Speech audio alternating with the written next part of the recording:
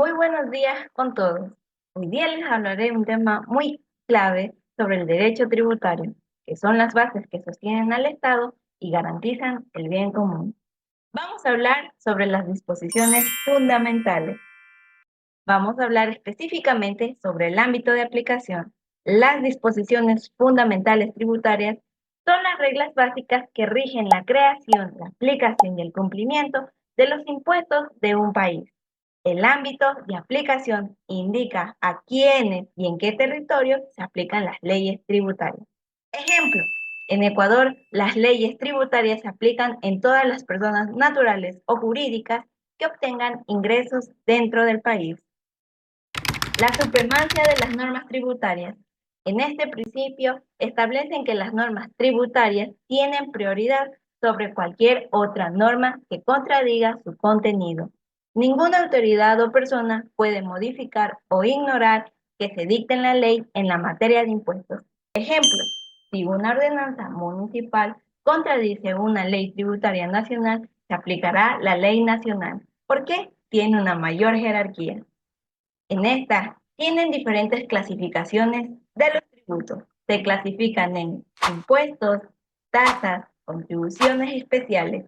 Impuestos. No se recibe un beneficio directo. Ejemplo, el IVA o el impuesto a la renta. Las tasas se pagan por un servicio público o específico. Ejemplo, el pago por emisiones de una cédula o licencia. Contribuciones especiales. Se pagan por obras o beneficios que aumentan el valor de una propiedad. Ejemplo, la contribución de la pavimentación de las calles. Los principios y fines de los tributos se clasifican en legalidad, igualdad y equidad y proporcionalidad. Legalidad. Solo la ley puede crear tributos. Igualdad. Todos deben contribuir según su capacidad económica. Y proporcionalidad. El monto del tributo debe ser justo. El fin de estos principios de los tributos es obtener recursos en el Estado con el fin de financiar servicios públicos como educación, salud y seguridad. La vigencia de la ley tributaria desde su aplicación oficial se aplica hacia el futuro y no de manera retroactiva. Estas funciones tributarias garantizan que el sistema de impuestos sea justo, legal y transparente. Gracias a ellas, el Estado puede recaudar fondos de manera ordenada para el bienestar de todos los ciudadanos. En el centro de esta materia está la obligación tributaria, que es el vínculo jurídico entre el Estado como sujeto activo y el contribuyente o responsable como sujeto pasivo. Esta obligación nace cuando se cumple un hecho generador, es decir, una situación prevista por la ley que da origen al pago tributario. Por ejemplo, al recibir ingresos, una persona está generando el impuesto a la renta. El sujeto activo es el Estado o la entidad pública que tiene la potestad de cobrar impuestos. En el Ecuador, el Servicio de Rentas Internas, también llamado como SRI, es el principal sujeto activo a nivel nacional. Como sujeto pasivo es la persona natural o jurídica que debe pagar tributo. Esto puede ser el contribuyente, quien realiza el hecho generador directamente, o el responsable, que es quien sin realizarlo asume el pago por disposición legal. Buen día, Máster Edwin Valderrama, soy Ligia Mazaquiza y el día de hoy les voy a hablar sobre el tema de la extensión de las obligaciones tributarias. Bueno, en el artículo 37 del Código Tributario nos menciona los 5 modos de la extinción de la obligación tributaria. Tenemos la solución o pago, la compensación, la confusión, la remisión y la prescripción a la acción de cobro. Bueno, la solución o pago es el método más común que se realiza en la extinción de la obligación tributaria, ya que se da por medio de efectivo, cheque y otros métodos de pago que estén establecidos por la ley. El pago lo realiza el contribuyente o el responsable dentro de un lapso de tiempo establecido que la ley señala. Como segundo tema tenemos la compensación. La compensación se da cuando el contribuyente tiene una deuda con el Estado, pero también tiene un crédito a su favor, siempre y cuando esté reconocido por la administración tributaria. Como tercer tema tenemos lo que es la confusión.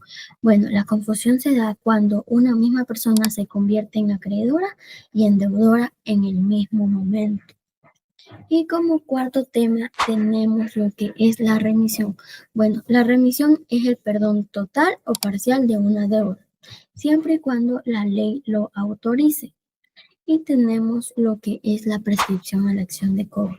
Bueno, la prescripción a la acción de cobro se da cuando el Estado nunca notificó ni cobró en un tiempo determinado que lo dice. En el artículo 55 nos dice que el tiempo establecido es de 5 años, pero si el contribuyente no hizo ninguna declaración, el tiempo será extendido por 7 años. Bueno, estos han sido los 5 modos de extinción de la obligación tributaria y nos dice que estos tipos son muy importantes ya que nos ayudan a tener un desarrollo y equilibrio y una justicia jurídica buena. Bueno, voy a hablar sobre el tema 4 de la administración tributaria. Como primer subtema tenemos el privilegio y la prelación. Este se refiere al derecho preferente que tiene el Estado para poder cobrar sus créditos fiscales frente a otros acreedores. Es una figura jurídica que otorga el fisco por prioridad especial en la satisfacción de sus créditos cuando el patrimonio es deudor e insuficiente para cumplir con todas las obligaciones de él. Por la parte de la prelación, este es el orden en que deben ser pagadas las deudas en caso de insolvencia del deudor. El crédito fiscal goza de un lugar privilegiado en esta prelación, ocupando incluso una posición prioritaria frente a ciertos créditos garantizados. Es un fundamento de este privilegio se basa en el interés público. El financiamiento del Estado es esencial para el cumplimiento con sus fines, por lo que se otorga una posición privilegiada en el cobro de sus créditos. Como el subtema 2 tenemos privilegio y prelación, pero aplicándolo a la práctica y límites. En la práctica, el privilegio y la prelación crédito fiscal puede generar tensiones entre el Estado y otros acreedores, especialmente entre los procesos concursales. Estos es los quiebres o las insolvencias.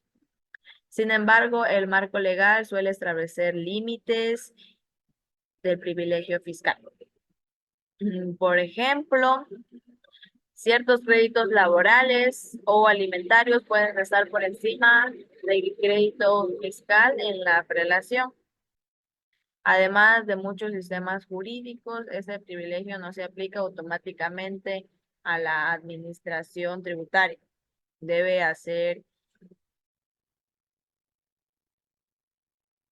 hacerse una muestra de los tributos que tienen que equilibrar el interés fiscal con otros derechos protegidos.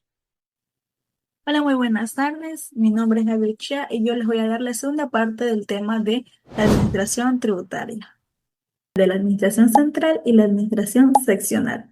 La administración central gestiona los impuestos nacionales a través del Ministerio de Finanzas y el SRI.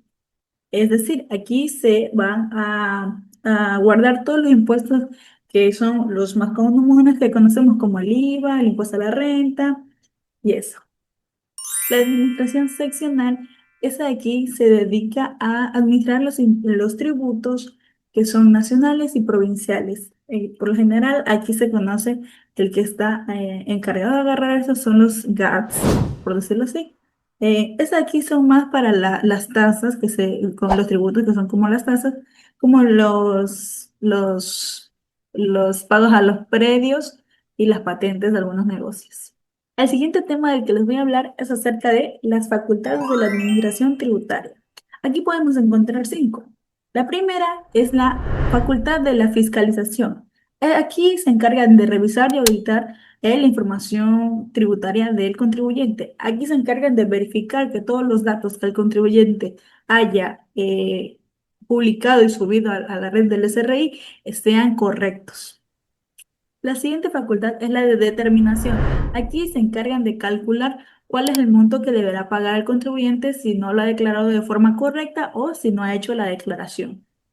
La siguiente facultad es la sancionadora y como dice su nombre, aquí es cuando se imponen multas o castigos a aquella persona o empresa que no declara bien o no o simplemente decide no hacerlo. La siguiente facultad es la recaudatoria y coercitiva. Aquí es el poder de cobrar los impuestos, incluso obligatoriamente si es que el contribuyente no quiere pagarlos. Aquí se toman medidas más extremas como embargar bienes y eso. Un claro ejemplo es cuando embargaron la hacienda Clementina, porque no pudieron pagar sus tributos a tiempo. Uf. Y por último, tenemos la facultad interpretativa. Esta de aquí permite emitir normas o criterios para aclarar cómo deben aplicarse las leyes tributarias. Con todos, junto con mi compañera, vamos a hablar sobre los procedimientos tributarios. Como primer subtema tenemos el procedimiento administrativo. Nada existe para el contribuyente sin notificación válida, según el artículo 85. Todo acto relacionado con la determinación debe notificarse y no surte efecto frente a quien no fue notificado. Su plazo comienza desde el día hábil siguiente a la notificación y son obligadas ambas partes. Para reforzar la práctica, según el artículo 105, notificar es hacer saber un acto o requerimiento de un funcionario competente. ¿Cómo se practica? Pues según el artículo 107, se admite entre vía judicial y medios electrónicos que confirmen recepción. Además de ser escrito, debe estar motivado y explicar por qué esa norma aplica a esos hechos. Según el artículo 81, esto protege el debido proceso y nos da insumos para impugnar si la motivación es débil.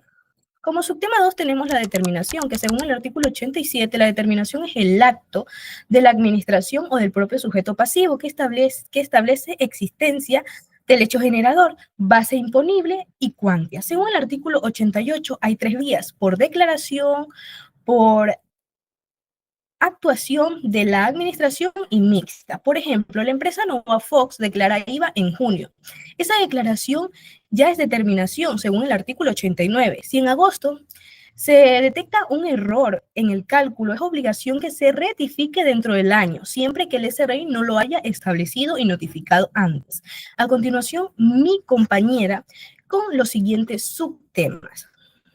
Nuestro tema de hoy es el procedimiento tributario. Como subtema 3 tenemos sistema de determinación. Determinación directa, basada en declaraciones, contabilidad o curso de información con terceros. Puede realizarse por castrastos o registro y notificarse una sola vez por rubor dentro del plazo legal. Determinación presuntiva. Se aplica cuando no hay contabilidad o los respaldos no son válidos. Se basa en indicios o coeficientes legales que permite estimar el impuesto. Por ejemplo, microempresa. Una cafetería declara 0 ventas en varios meses, pero tiene depósitos bancarios periódicos y compras registradas por proveedores. La administración acude a indicios, depósito, inventario, gasto operativo para estimar ventas omitidas y determinar IVA y renta por presunción motivada. El contribuyente puede desvirtuar la presunción con registro contable y prueba de origen de fondos. Como subtema 4, caducidad de la posteridad determinadora. Punto 1. Es el límite de tiempo que tiene la administración para ejercer su facultad de determinación. Punto 2. Si el contribuyente presentó declaraciones, el plazo es de 4 años. Si no presentó declaraciones, el plazo es de 6 años. Punto 3. La caducidad se interrumpe cuando la notificación de orden de verificación o determinación. Punto 4. Si la autoridad no actúa en los plazos establecidos, pierde su facultad determinada. Claves del procedimiento tributario. Notificación válida. Sin ella, los actos no producen efectos. Plazo controlado. Garantizan seguridad jurídica para ambas partes. Determinación motivada. Toda resolución debe fundamentarse legalmente.